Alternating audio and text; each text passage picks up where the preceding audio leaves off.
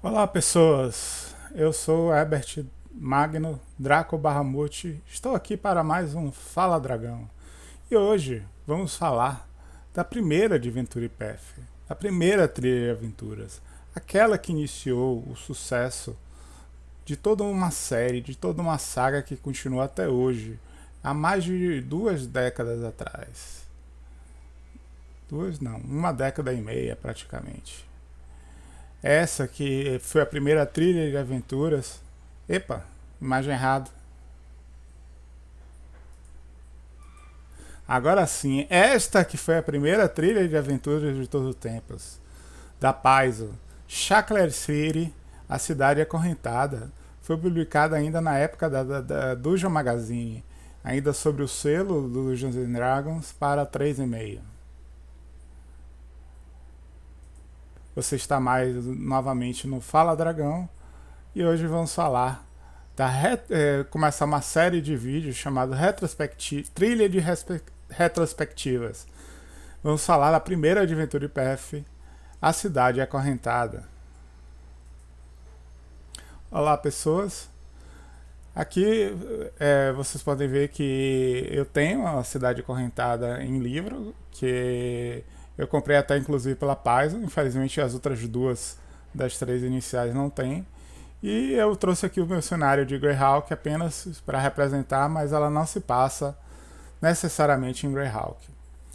Qual é a história da cidade acorrentada e as outras duas? Antes da Paizo começar a publicar seus livros, ela publicava a revista Dragon e Dungeon Magazine, lá nos Estados Unidos. E ela era meio que uma empresa terceirizada da Wizards of the Coast para publicar essas revistas, que eram as revistas oficiais do sistema. E elas, dentro dessa revista, eles tiveram a ideia de criar uma trilha de aventuras, que seria uma aventura em 12 partes na época. Epa, isso não me lembra alguma coisa. Sim, essa ideia já existiu antes.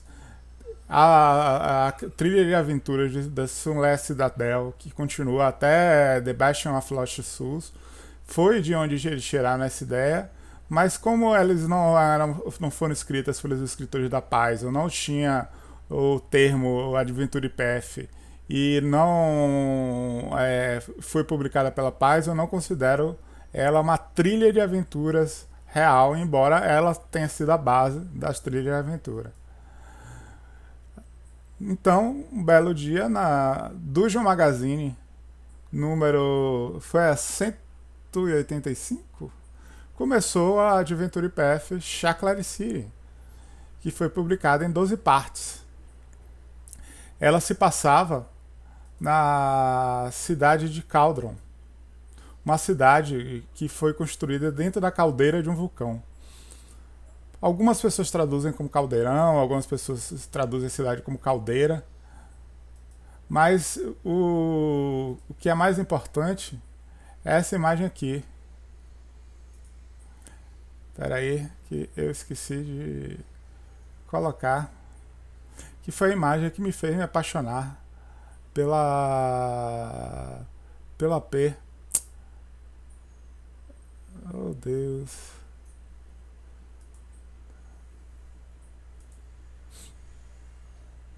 Quando elas estão em formato diferente. Bom, que é a imagem que tem todos os vilões da P, e tem a imagem também que tem todos os NPCs.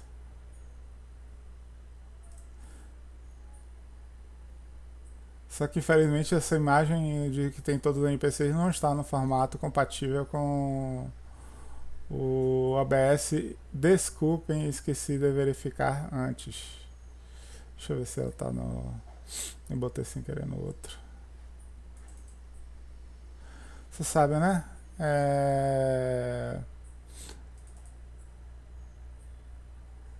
AP podcast dos anos 90, feito com Paint. É assim mesmo. Gente, eu acho que quem fez essa imagem. Agora eu me irritei.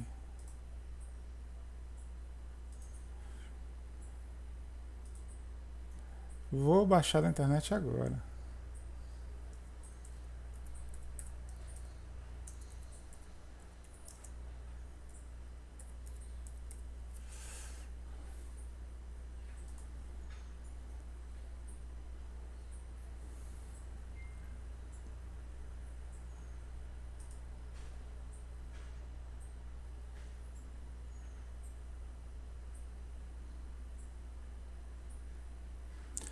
Vocês sabem que. Agora eu me lembrei, eu mostrei essa imagem no grupo de WhatsApp, mas eu não tinha salvado.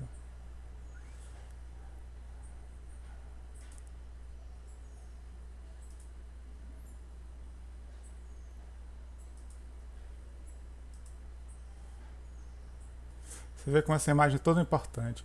Eu estava virando as páginas de uma Dungeon Magazine numa loja, quando vi essa ilustração mostrando os NPCs de Cauldron.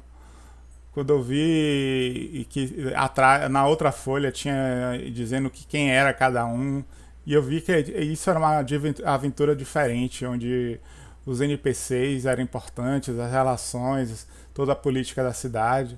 Eu vi que era uma coisa diferente das aventuras na época. Hoje em dia já está acostumado, mas na época era raro. Então a trilha de aventura gira em torno dessa cidade de Cauldron, que está sendo ameaçada politicamente e magicamente, cosmicamente, que fica nessa região. Você não vai muito além dessa região.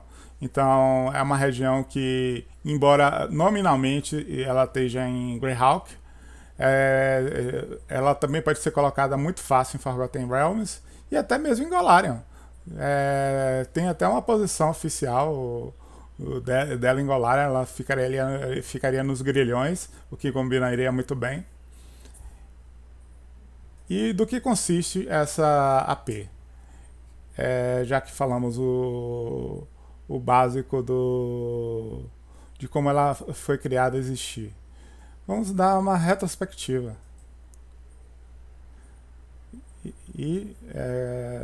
Eu abri uma janela errada.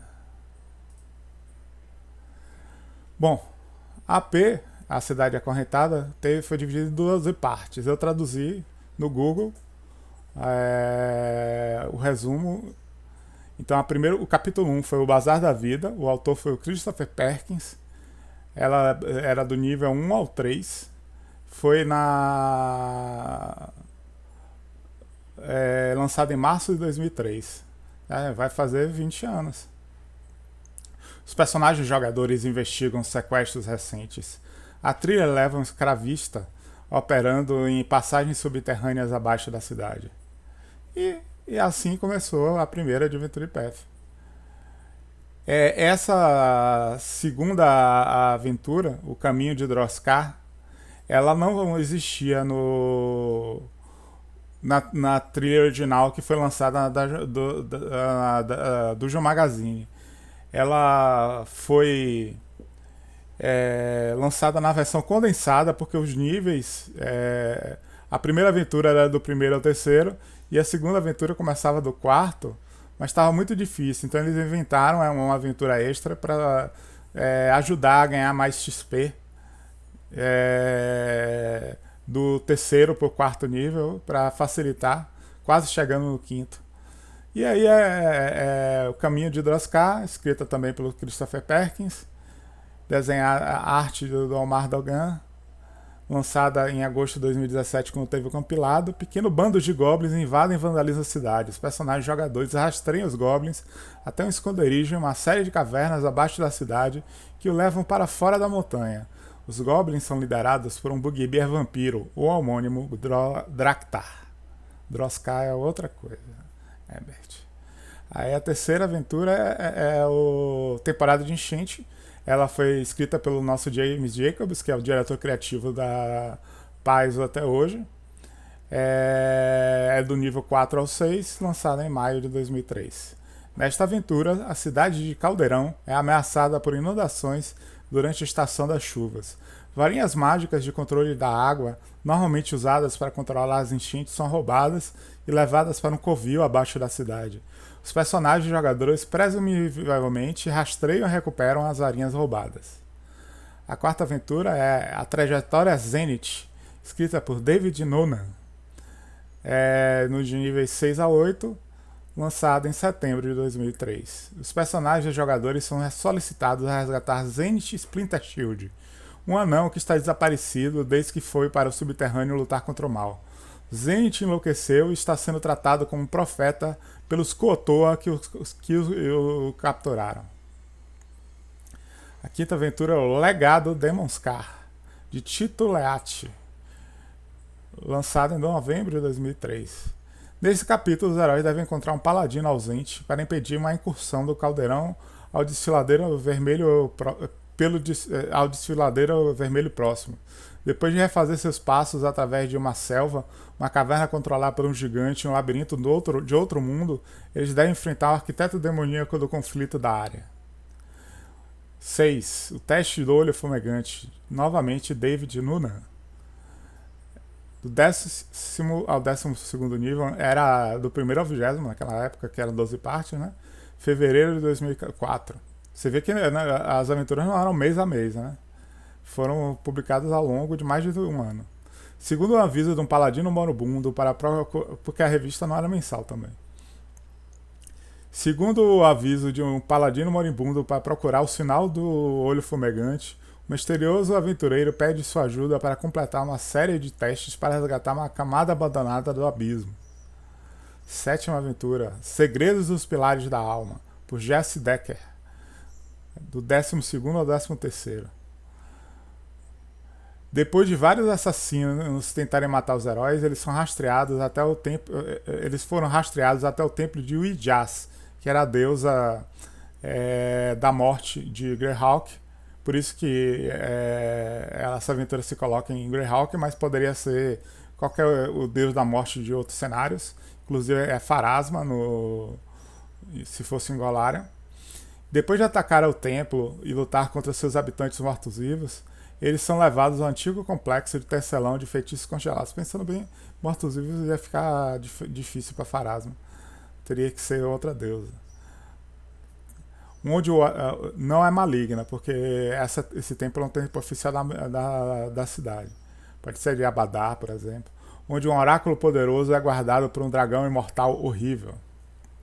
Oitava aventura, Senhores do Esquecimento, que é Lords of Oblivion no original, por Christopher Perkins, 13º a 15º. Um aliado dos heróis é sequestrado e levado a um esconderijo da Última Risada, a guilda de ladrões de Caldeirão. Assim que eles invadem e resgatem o covil de ladrões, eles ficam sabendo de encontro secreto entre alguns dos mais horríveis criminosos do reino em uma mansão nobre. Além disso, o Senhor Supremo Observador, Sinham Berroda, está praticando rituais profanos no complexo abaixo. E nona aventura, Fundação da Chama, por Chris Thomason, 15º a 16º, em agosto de 2004. Os Cage Wrights, que seriam mais ou menos arquitetos das celas, começam seus planos a sério agora. Despertando o vulcão no qual o caldeirão foi construído, lava expelida, terremotos e edifícios em colapso exige que os heróis ajudem a evacuar todos na cidade. Pior, Demodandis começa a emergir de uma fenda planar que já construída, e um certo dragão local fica irritado com tudo isso. É aí que o bicho começa a pegar para a sequência de história final. 13 jaulas, Chris Thomason novamente, do 16º ao 18º. Os heróis devem marchar sob o quartel-general dos Cage Wrights, no coração de um vulcão, antes que seu ritual seja concluído e um portal permanente para o cárcere seja aberto acima do caldeirão. 11ª aventura, o ataque a Shatterhorn, que seria algo como chifre quebrado, por Christopher Perkins, de 18º ao 19º. Os poucos Cage Wrights restantes devem ser caçados e exterminados em seu retiro na selva. E finalmente a batalha final. 12ª aventura, Asilo, por Christopher Perkins também. Do 19º ao 20º nível, em novembro de 2004. Quando a mente distorcida de Ed Marcos, príncipe demônio da loucura aprisionado, vaza para Ossipto e começa a suscitar seus seguidores, os heróis percebem que devem ir imediatamente ao asilo sobrenatural de Skullholt, onde Ed Marcos está aprisionado e destruí-lo totalmente. Durante o curso da aventura, a cidade quase é destruída pela erupção do vulcão sobre ela, o que é desencadeada por forças mágicas, despedaçada, mas ainda habitada. A cidade de Caldeirão continua existindo no final da aventura e ela chega a aparecer na próxima Adventure Path como uma cidade próxima, que falaremos no próximo programa. Espero que vocês tenham gostado. Foi mais uma leitura, mas essa é uma Adventure Path primitiva. Ela tem a mesma estrutura dos livros da Paz, vocês podem ver. Ela é um pouco mais voltada para combates, embora tenha interpretação, ela não é obrigatória, embora tenha NPCs fantásticos, como todas as Adventures Path da Paz. Eu joguei como jogador, mas eu dei uma lida como mestre, óbvio. A primeira coisa que eu fiz foi dar uma lida. É realmente a base do que foi construído mais tarde. Tanto é que na segunda Adventure Path, que nós vamos ver no próximo programa, já melhora um pouco. Então, até a próxima e até mais, Guardiões. Não esqueçam de ver o Keepers of Tales, o nosso canal sucerano, já que somos vassalos dele. Falou!